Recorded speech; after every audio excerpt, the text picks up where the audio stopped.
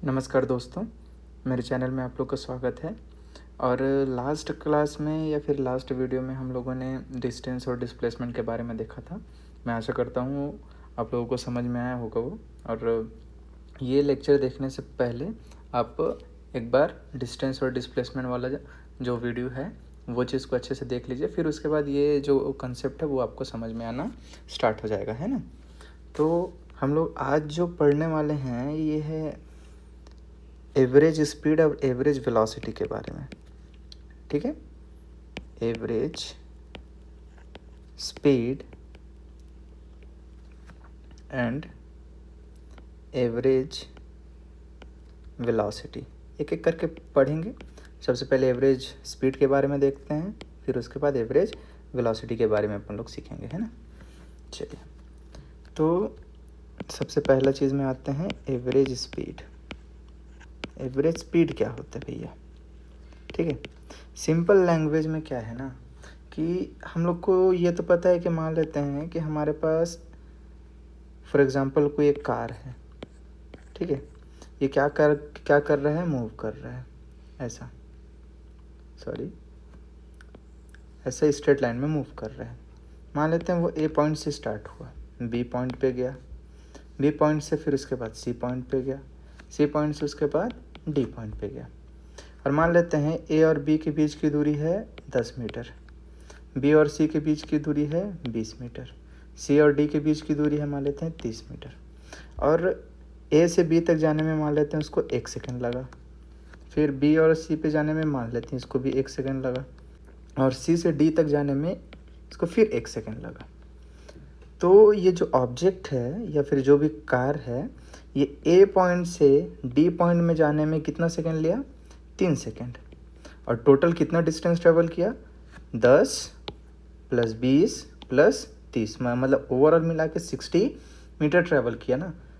तो average speed का definition क्या बोलता है, it is defined as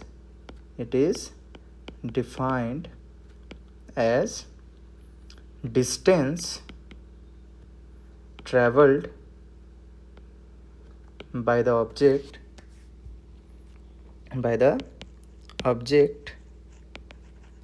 in a given interval of time,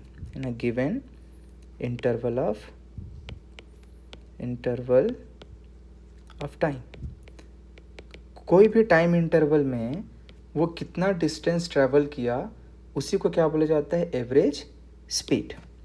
तो ये वाला लॉजिक से आप समझ सकते हैं, ये एक एग्जांपल है, ये एग्जांपल को आप यूज़ कर सकते हैं, है ना, सिंपल लैंग्वेज में समझने के लिए। बाकी मैथमेटिकली हम लोग तो देखेंगे ही, थोड़ा ग्राफ के थ्रू भी अपन लोग चीज़ों को समझते हैं। मान लेते हैं क्या, ये अपना वाई एक्सिस है और ये अपना एक्स एक्सिस है। इस केस में एक्स एक्सिस जो रिप्रेजेंट कर रहा है वो टाइम को रिप्रेजेंट कर रहा है, और वाई एक्सिस जो है वो डिस्टेंस को रिप्रेजेंट कर रहा है। याद रखना, डिस्टेंस मैं बोल रहा हूँ, पोजीशन नहीं बोल रहा हूँ। और डिस्टेंस को मैं रिप्रेजेंट कर देता हूँ एस से। और मान लेते हैं कोई पार्टिकल था, वो ए पॉइंट से स्टार्ट हुआ और बी पॉइंट पे गया, लेकिन इस ग्राफ के हिसाब से ये जो ए पॉइंट है वो किसी पर्टिकुलर टाइम पे क्या बताएगा, डिस्टेंस को बताएगा कि उसने कितना डिस्टेंस पे ट्रैवल किया था, मतलब ओरिजिन से कितना डिस्टेंस पे ट्रैवल किया, है ना। तो ए पॉइंट से मान लेते हैं बी पॉइंट पे वो ऐसा गया, तो ये वाला जो पॉइंट है वो क्या बताएगा, किसी टाइम टी पे उसका डिस्टेंस बताएगा। ये मान लेते हैं T1 है, और T1 के करस्पॉन्डिंग है S1। और ये मान लेते हैं क्या है, T2 है, और T2 के जो करस्पॉन्डिंग है वो मान लेते हैं S2 है, ठीक है।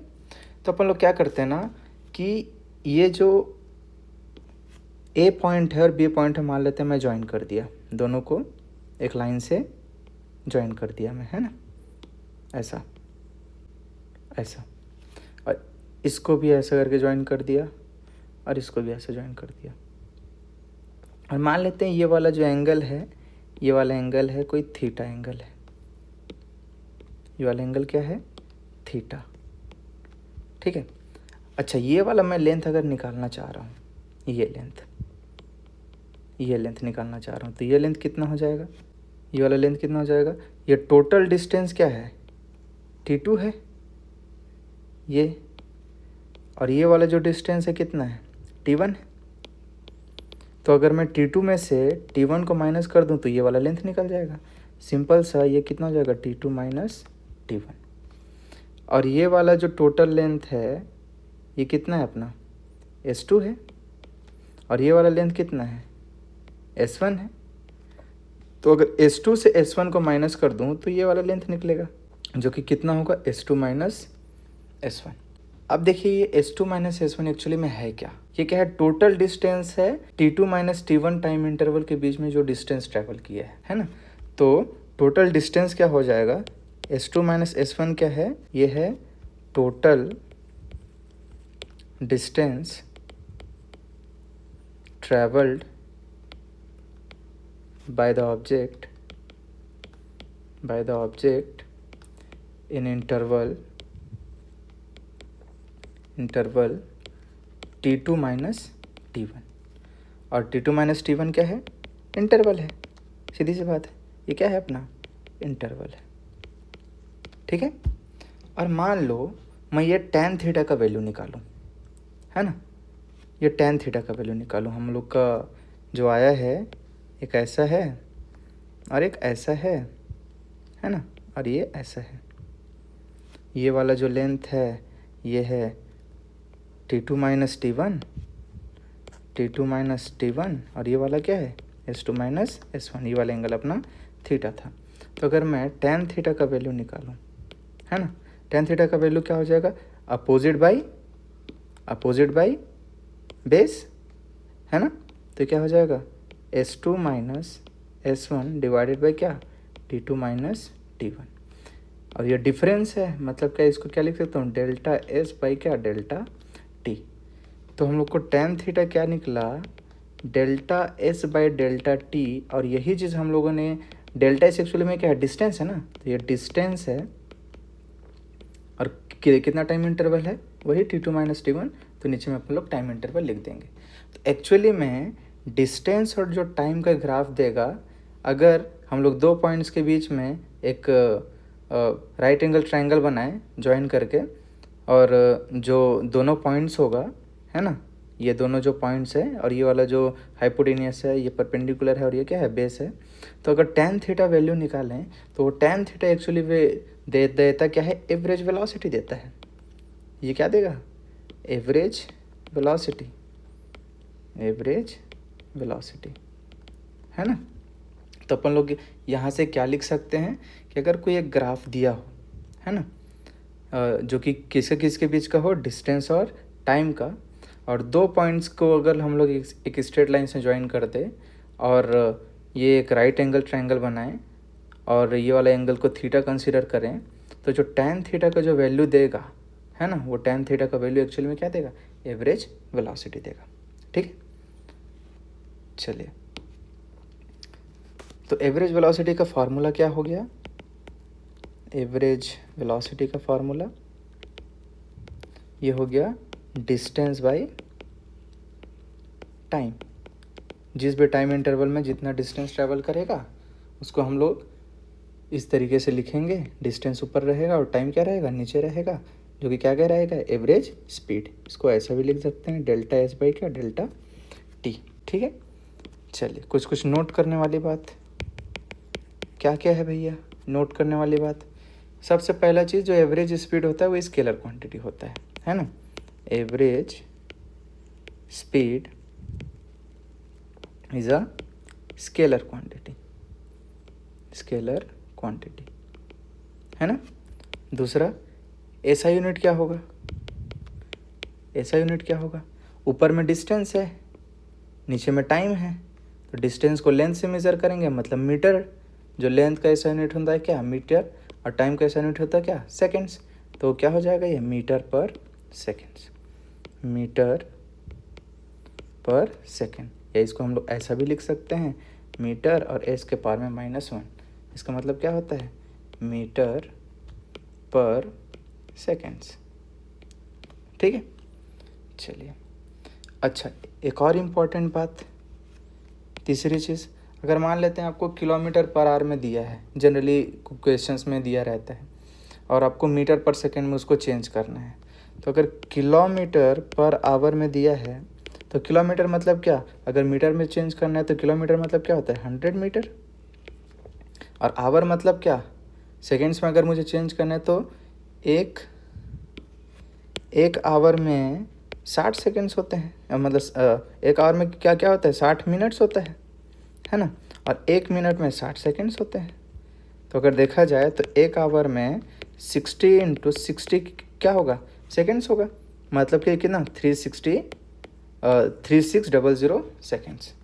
तो इसको हम लोग क्या करेंगे 3600 सेकेंड्स, ये दोनों टर्म ख़त्म, और ये चला जाएगा 5 बार में, ये चला जाएगा 18 बार में। तो मैं क्या कर सकता हूँ 5/18 मीटर पर सेकेंड्स। ठीक है, मतलब अगर आपको किलोमीटर पर आवर को चेंज करना है किस में, मीटर पर सेकेंड्स में, मीटर पर सेकेंड्स में, तो क्या करो मल्टीप्लाई कर दो किससे 5/18 से। और अगर मतलब ऐसा चेंज करना है और मीटर पर सेकेंड से अगर आवर में चेंज करना है तो इसको उल्टा कर दो, मल्टीप्लाई कर दो 18/5 से। सिंपल सा है। ठीक है, तो ये था अपना एवरेज वेलोसिटी, एवरेज स्पीड के बारे में। अपन अब कुछ क्वेश्चंस करते हैं, जो कि क्वेश्चंस करने से चीज़ें ज़्यादा क्लियर होती हैं। मान लेते हैं हमारे पास एक ऑब्जेक्ट है जो कि ए पॉइंट से स्टार्ट किया और बी पॉइंट पे गया, फॉर एग्जांपल, है ना, बी पॉइंट पे गया, और दोनों के बीच की दूरी हम मान लेते हैं 400 किलोमीटर, और ए और बी पॉइंट में जाने में उसको टाइम लगा कितना 5 घंटे। हम लोग को निकालना क्या है एवरेज स्पीड। तो एवरेज स्पीड क्या हो जाएगा, एवरेज स्पीड क्या हो जाएगा हमारे पास, distance by time, distance by time, distance कितना 400 किलोमीटर, टाइम कितना 5, तो ये कितने बार में चला जाएगा 80 बार में, और नीचे आवर मतलब क्या 80 किलोमीटर पर आवर। मीटर पर सेकंड में चेंज करने के लिए क्या करेंगे इसको, सिंपल सा है, किलोमीटर पर आवर को मीटर पर सेकंड में अगर चेंज करना है तो क्या करते हैं 5/18 से गुणा करते हैं। ठीक है, तो क्या हो जाएगा ये 80 इंटू कितना 5/18 मीटर पर सेकेंड, ये चला जाएगा 40, 9, और इसको आप लोग सॉल्व कर सकते हैं, 5 चौके 20 मतलब क्या 200/9 मीटर पर सेकेंड। तो ये एक सिंपल सा है, अभी जितना भी मैं पढ़ा है उसके लिए एक सिंपल सा क्वेश्चन है। ठीक है, अभी और क्वेश्चंस करेंगे हम लोग। चलिए एक और क्वेश्चन करते हैं कि मान लो ये क्वेश्चन दे इस बार कि a particle travels two consecutive equal distance with speeds 10 meter per second and 15 meter per second. Find average speed, है ना, फाइंड एवरेज स्पीड। चलिए सॉल्व करते हैं। हम लोग को क्या दिया है 2 पॉइंट्स है ना, और 2 पॉइंट्स के बीच में वो 2 डिस्टेंसेस को 2 अलग अलग वेलोसिटी से ट्रैवल किया है, ए है ये पॉइंट और ये पॉइंट बी है, और 2 इक्वल डिस्टेंसेस है, तो ये वाला पॉइंट मान लेते हैं सी। अगर इसको एक्स मानो तो इसको भी क्या मान सकते हैं अपन लोग एक्स। अच्छा, ए से सी तक जाने में उसने कितना स्पीड का ट्रैवल किया, सबसे पहले 10, फिर उसके बाद 15, मतलब ये जो है ये 10 मीटर पर सेकंड से जा रहा है, और ये जो है 15 मीटर पर सेकंड से जा रहा है। अब टाइम के बारे में तो कुछ बोला नहीं है, तो इसको मान लेते हैं TAC, और इसको मान लेते हैं क्या TCB। मतलब TAC बोलने का मतलब क्या, ए से सी तक जाने में टाइम, और CB बोलने का मतलब क्या सी से बी तक जाने का टाइम। ठीक है, तो हमारे पास अगर मान लो मैं टाइम निकालूं, है ना, तो टाइम क्या हो जाएगा हमारे पास TAC निकालूं, है ना, TAC, तो स्पीड बराबर क्या होता है डिस्टेंस बाय टाइम, तो टाइम बराबर क्या हो जाएगा, डिस्टेंस बाई स्पीड। ठीक है, तो क्या हो जाएगा, डिस्टेंस कितना है x और स्पीड कितना है 10। ये क्या है अपना TAC, और TCB निकाला जाए तो इसमें भी डिस्टेंस कितना है x है और स्पीड कितना है 15। तो ये निकाल जाएगा हमारा टोटल टाइम कितना होगा, टोटल टाइम हो जाएगा क्या TAC प्लस क्या TCB। अब इसके बाद लगा देंगे हम लोग फार्मूला एवरेज स्पीड का। एवरेज स्पीड है ना, एवरेज स्पीड क्या होगा, distance by time, distance by क्या टाइम, टोटल डिस्टेंस बाई क्या टोटल टाइम। अब इसके बाद देखिए टोटल डिस्टेंस क्या क्या हो जाएगा, ये x है और ये भी x है, तो टोटल मिला के कितना हो जाएगा 2x है ना। तो यहाँ पे क्या हो जाएगा x plus x divided by क्या TAC प्लस क्या TCB। तो यहाँ से क्या हो जाएगा 2x डिवाइडेड बाई टाइम की जगह में वैल्यू पुटअप कर देते हैं x बाई 10 प्लस कितना x बाई 15। x कॉमन निकल के कट जाएगा ऐसा, और ये कितना हो जाएगा 2 डिवाइडेड बाई क्या 15 प्लस 10 डिवाइडेड बाई कितना 150। 150 ऊपर ले जाते हैं तो 2 इंटू 150 डिवाइडेड बाई कितना 15 प्लस या 10 प्लस 15। तो ये कितना हो जाएगा हमारे पास, कितना हो जाएगा एवरेज स्पीड, इसको मैं AVG लिख दे रहा हूँ ना, एवरेज स्पीड। तो ये कितना हो जाएगा 300 डिवाइडेड बाई कितना 25। 5 पंचे 25, 5 31 और 5 एकम 5, 5 दूनी 10। तो कितना हो जाएगा 12 मीटर पर सेकेंड, 12 मीटर पर सेकेंड। तो एवरेज स्पीड कितना हो जाएगा हमारे पास 12 मीटर पर सेकेंड। तो ये क्वेश्चन मेरे ख्याल से समझ में आया होगा। हम लोग और क्वेश्चन करते हैं, इसको वेरिएबल के फॉर्म में ले लेते हैं ना। A particle travels 2 consecutive equal distances with speeds v1 and v2. Find their average speed.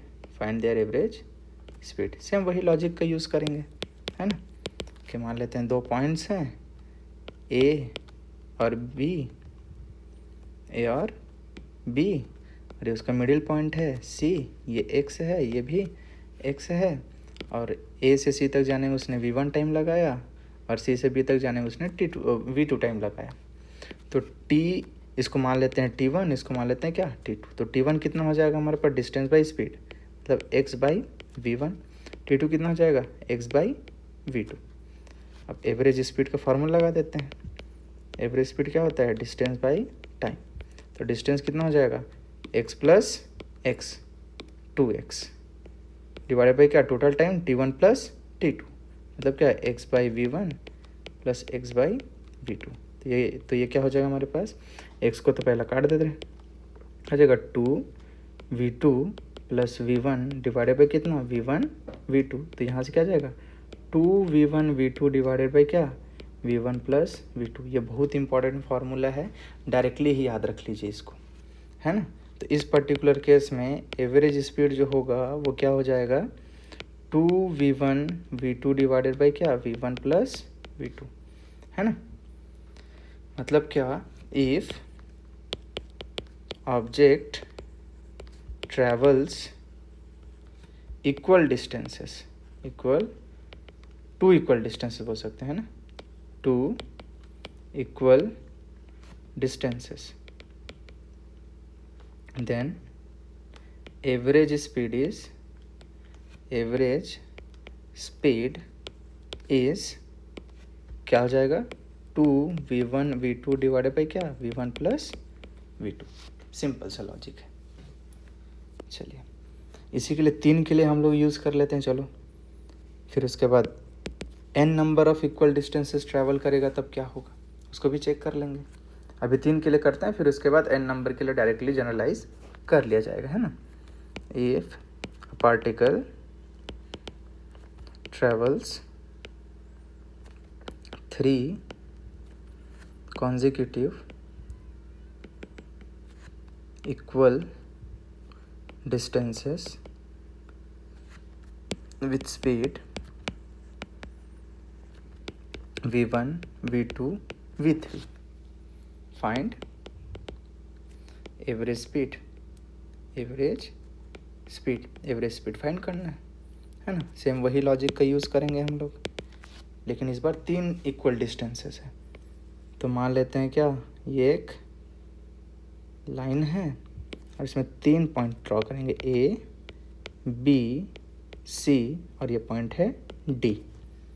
3 equal parts में डिवाइड कर दीजिए। ये वाला डिस्टेंस x, इसको भी x मान लीजिए, इसको भी x मान लीजिए। ये वाला जो स्पीड है v1, v2, v3 और जो टाइम है t1, t2, t3।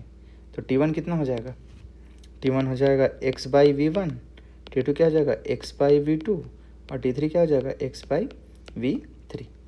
तो एवरेज स्पीड क्या हो जाएगा हमारे पास, एवरेज स्पीड क्या हो जाएगा x plus x plus x divided by क्या, x by v1, x by v2 plus क्या x बाई v3। ये कितना हो जाएगा 3x डिवाइडेड बाई कितना 3x divided by x by v1, x by v2 plus क्या x बाई v3। x को तो पहली बार काट दे रहे हैं, है ना, x को काट देते हैं, ये कितना हो जाएगा। फिर उसके बाद 3 डिवाइडेड बाई क्या 1 by v1, 1 by v2, 1 by v3, 1 by v3।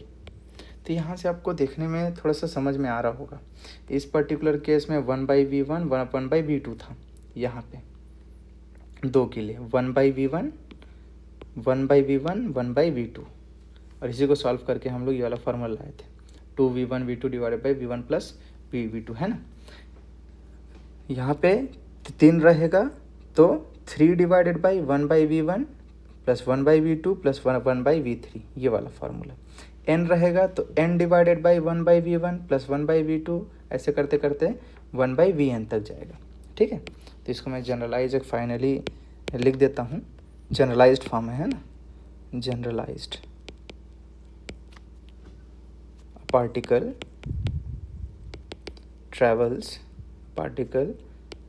travel n consecutive equal distances with speeds v1, v2, v3 और ऐसे करते करते vn तक। then find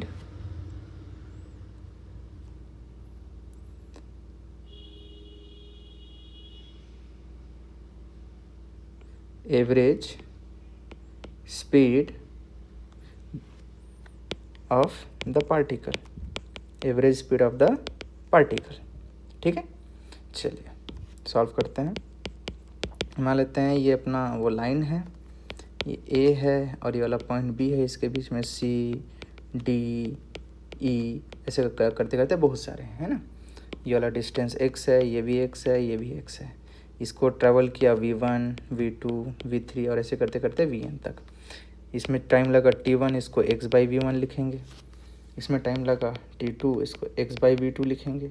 इसमें टाइम लगा t3, इसको x बाई v3 लिखेंगे। और ऐसे करते करते जो tn टाइम लगेगा x डिवाइडेड बाई क्या कर रखेंगे vn। अब इसके बाद एवरेज स्पीड का फार्मूला लगा देंगे डायरेक्टली। तो एवरेज स्पीड कितना हो जाएगा हमारे पास, n टाइम x होगा ना, n इक्वल पार्ट्स में डिवाइड किया गया है तो n x लिखता हूँ, divided by x by v1, x by v2 ऐसे करते करते x बाई vn। x ख़त्म हो जाएगा, ठीक है। तो क्या आ जाएगा हमारे पास जनरलाइज फॉर्म में n divided by 1 by v1, 1 by v2 और ऐसे करते करते 1/vn। तो ये फार्मूला बहुत इम्पॉर्टेंट है, डायरेक्टली ये फार्मूला आप याद रख लीजिए, और कभी कभी डायरेक्टली क्वेश्चन पूछ देगा, ठीक है। तो ये फार्मूला आप याद रखेंगे, ये फार्मूला डायरेक्टली ही याद रख लीजिए, है ना। चलिए, अगर मान लो मैं इसको फाइनली नोट करके ही लिखा देता हूँ, ठीक है, जिससे ये नोट्स में भी आपके पास रहा रहे, है ना। when particle travels two consecutive equal distances, तो क्या हो जाएगा हमारे पास, तो क्या हो जाएगा, एवरेज स्पीड का फॉर्मूला डायरेक्टली याद रख लो, 2v1v2 डिवाइडेड बाई क्या, v1 प्लस v2, 2 के लिए, बाकी n के लिए तो वो फार्मूला मैंने लिखा ही दिया है। अब मान लो यही जो क्वेश्चन है इसको उल्टा करके देखते हैं, 2 इक्वल टाइम इंटरवल्स में अगर गया, है ना। If a particle travels two consecutive distances with equal interval of time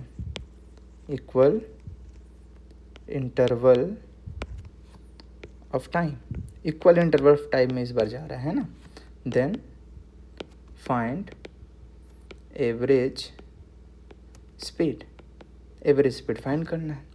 एक लॉजिक, एक क्वेश्चन बनाएंगे, फिर n क्वेश्चन के लिए जनरलाइज कर दिया जाएगा, है ना। तो मान लेते हैं ये 2 पॉइंट्स हैं, A पॉइंट और B पॉइंट। अब 2 कॉन्जिक्यूटिव डिस्टेंसेस बोला है, लेकिन ये नहीं बोला है कि दोनों इक्वल है। तो मान लेते हैं एक पॉइंट ये है C, और इसको x1 मान लो, इसको x2 मान लो, और जो डिस्टेंस ट्रेवल किया मान लेते हैं v1 और v2 है, स्पीड क्या था, v1 और v2, लेकिन टाइम इंटरवल इस बार क्या है, सेम है। तो ये t है, तो इसको भी मान लेते हैं t। तो यहाँ पे हम लोग को टाइम पता है, t प्लस टी 2t है ना। डिस्टेंस को इस बार लिख लेते हैं, डिस्टेंस क्या होता है, स्पीड इनटू टाइम। डिस्टेंस क्या होगा, स्पीड इनटू टाइम। तो x1 कितना हो जाएगा, v1 इंटू टी, x2 कितना हो जाएगा, v2 इंटू टी। अब इसके बाद फार्मूला लगा दिया जाएगा। एवरेज स्पीड का फार्मूला क्या होता है, डिस्टेंस बाय टाइम। डिस्टेंस क्या हो जाएगा, x1 plus x2 divided by क्या, t1 प्लस t2, जो कि दोनों t ही है। तो x1 के जगह में क्या लिखेंगे, v1 t, x2 के जगह में क्या लिखेंगे, v2 t डिवाइडेड बाई क्या, t प्लस t, मतलब कितना, 2t। तो t तो ख़त्म हो जाएगा, फाइनली क्या हो जाएगा, v1 प्लस v2 बाई क्या, 2। ये वाला फार्मूला देखने में थोड़ा सा फेमिलियर लग रहा है, ये लग रहा है एवरेज टाइप का है। हर एक वेलोसिटी का निकाल रहे हैं एवरेज, 2 वेलोसिटीज़ हैं, तो दोनों वेलोसिटी का हम लोगों ने निकाल दिया क्या, दोनों को जोड़ा गया, और जोड़ के जितने भी वेलोसिटीज़ थे उसको डिवाइडेड बाई 2 कर दिया। 2 वेलोसिटी था, तो दोनों वेलोसिटी को अपन लोगों ने क्या क्या कर दिया है, जोड़ के 2 से डिवाइड कर दिया है। इसी को अपन लोग जनरलाइज कर देते हैं। अगर if particle travels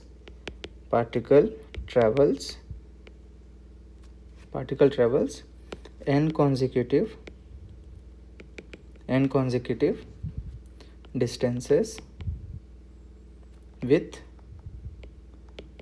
equal interval of time equal interval of time में then एवरेज स्पीड क्या होगा, है ना। चलिए, फार्मूला डायरेक्टली लिख देता हूँ मैं वैसे सेम वैसे ही करना है। x1 को v1t, x2 को v2t, x3 को v3t, और ऊपर में उसी चीज़ को लिखेंगे, v1 t1 plus v2 t2 plus v3 t3, ऐसे करते n तक divided by t plus t n times, तो nt हो जाएगा, है ना। तो डायरेक्टली याद रख लीजिए, v एवरेज क्या हो जाएगा हमारे पास, v1 plus v2 plus v3, ऐसे करते करते vn डिवाइडेड बाई कितना, n। ये थोड़ा सा एवरेज टाइप का लग रहा है, ठीक है। तो ये चीज़ें आपको, दोनों जो फार्मूले हैं और दोनों में जो लॉजिक लग रहा है, ये दोनों लॉजिक को आपको याद रख लेना है। इसके बाद हम लोग देखने वाले हैं एवरेज वेलोसिटी के बारे में। एवरेज वेलोसिटी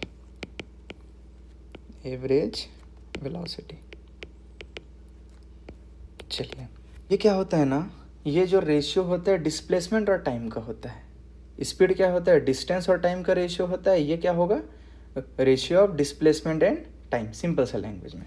तो अपन लोग क्या लिखेंगे, it is a ratio of displacement and time, displacement and time, है ना। थोड़ा इसको ज्योमेट्रिकली समझते हैं हम लोग। वेक्टर क्वांटिटी होता है क्योंकि एवरेज वेलोसिटी, क्यों, क्योंकि डिस्प्लेसमेंट वेक्टर क्वांटिटी होता है।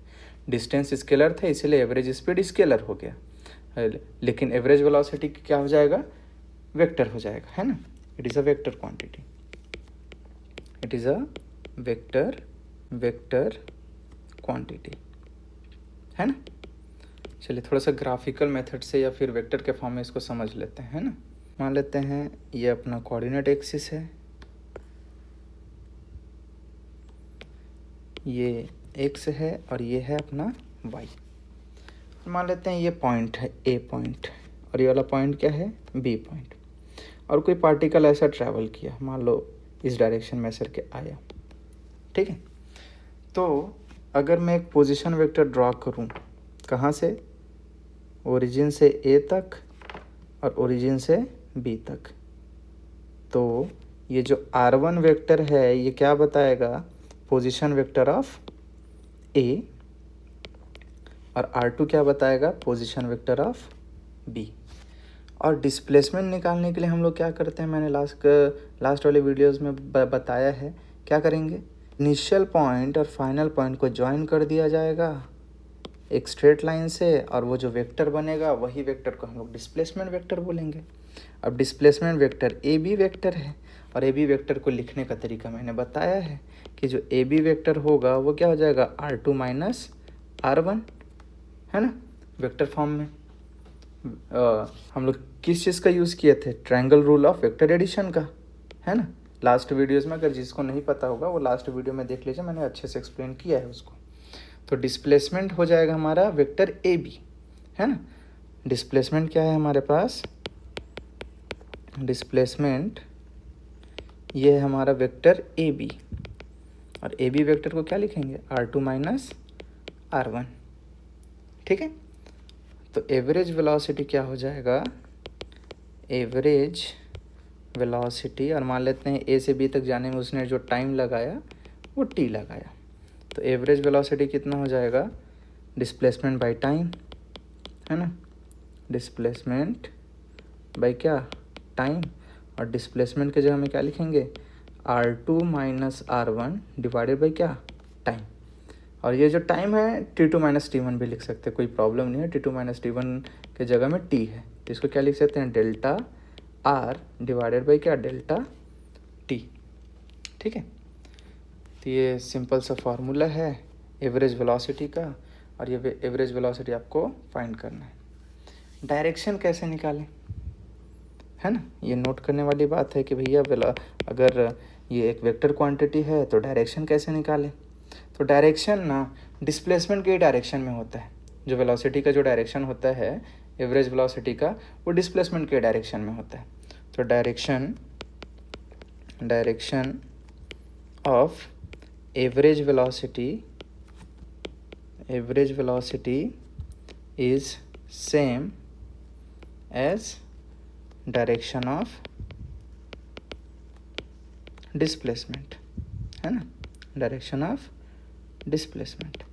तो अगर ऐसा दिया हो आपको, ये कोऑर्डिनेट एक्सिस है और ये मान लेते हैं ये पॉइंट ए था, ये वाला पॉइंट बी है, और वो पार्टिकल मान लो ऐसा गया है, तो डिस्प्लेसमेंट किधर होगा, इस डायरेक्शन में होगा ऐसा, है ना। तो वेलोसिटी का भी जो डायरेक्शन है वो भी क्या होगा, इधर ही होगा, इस डायरेक्शन में ही भी होगा, है ना। ये भी डिस्प्लेसमेंट का डायरेक्शन है, मतलब r2 माइनस r1 का डायरेक्शन जो कि डिस्प्लेसमेंट है, और ये क्या है अपना एवरेज वेलोसिटी का डायरेक्शन।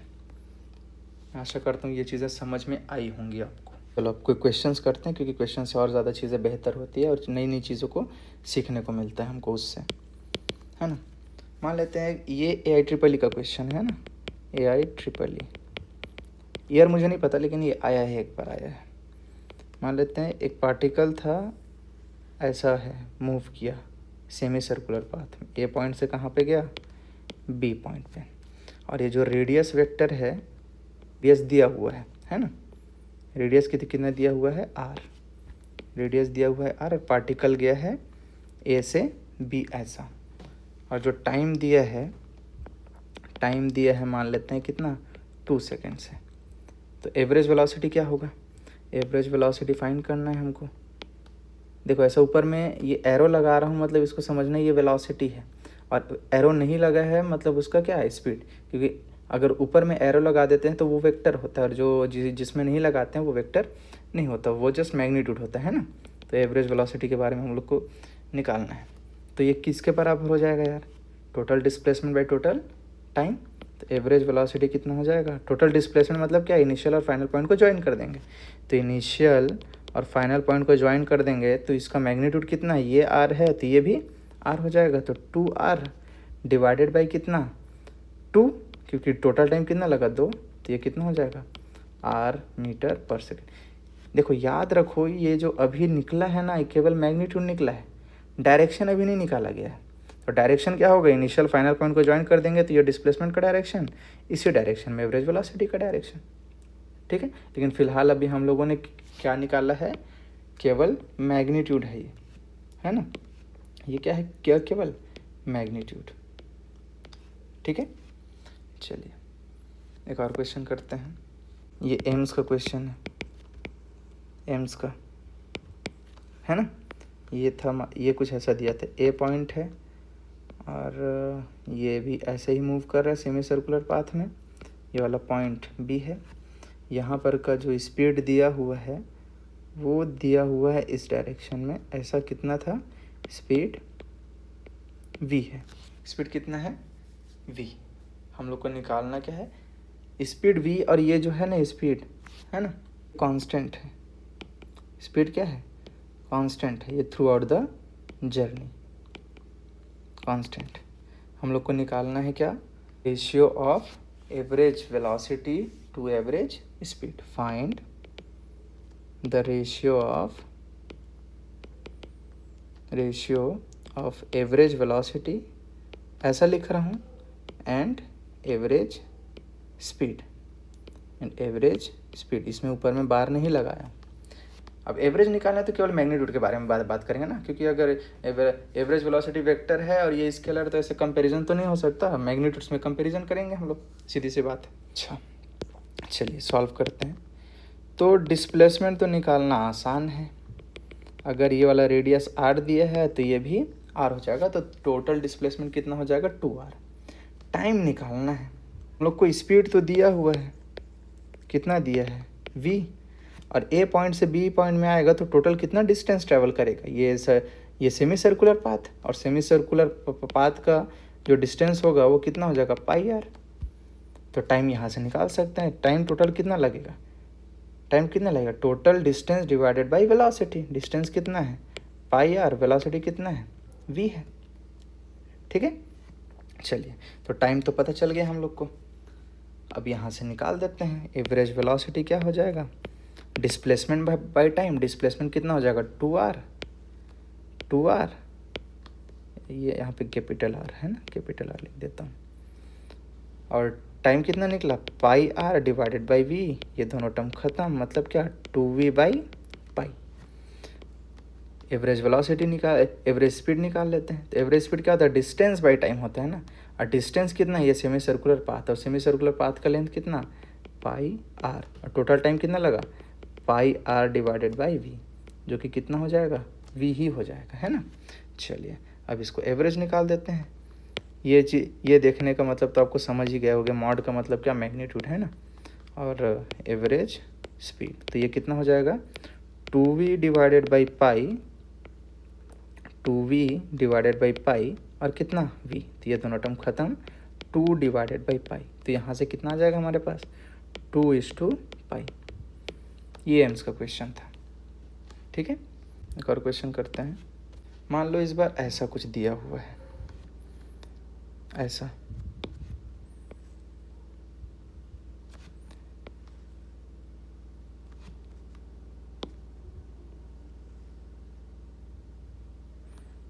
ऐसा कुछ दिया हुआ है, ए पॉइंट है और ये बी पॉइंट है, पार्टिकल ऐसा गया, टाइम लगा 3 सेकेंड, है ना।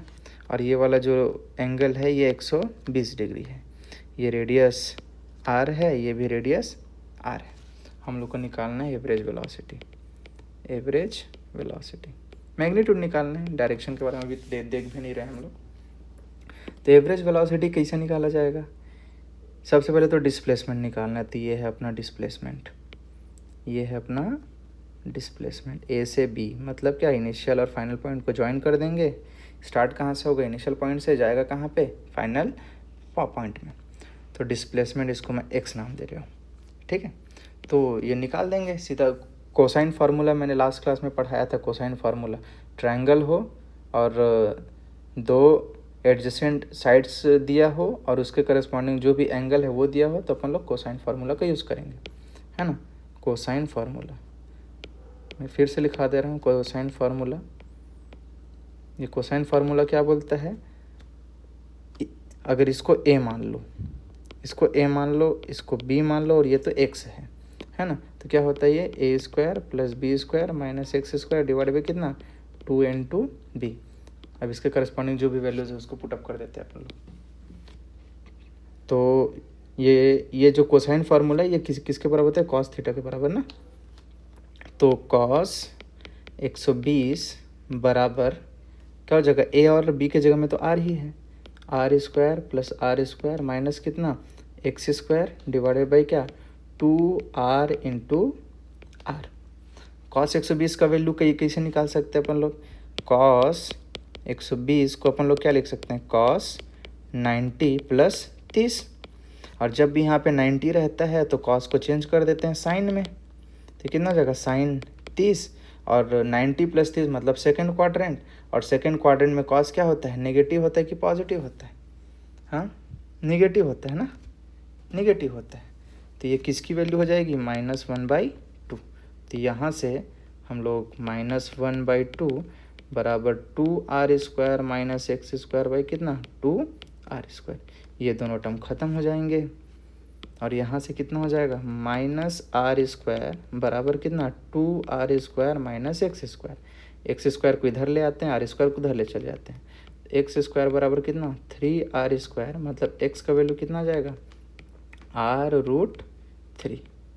एक्स का वैल्यू कितना हो जाएगा, r√3, और टाइम दिया है 3 सेकेंड। तो यहाँ से हम लोग एवरेज वेलोसिटी क्या हो जाएगा हमारा, डिस्प्लेसमेंट बाय टाइम, डिस्प्लेसमेंट कितना है, √3r, और टाइम कितना है 3, मतलब कितना, r√3 मीटर पर सेकेंड। यहाँ तक मेरे ख्याल से आप लोग को समझ में आया होगा। चलिए नेक्स्ट क्लास में हम लोग इंस्टेंटेनियस स्पीड और इंस्टेंटेनियस वेलोसिटी के बारे में बात करेंगे, ठीक है। आज हम लोगों ने क्या पढ़ा, एवरेज स्पीड और एवरेज वेलोसिटी के बारे में।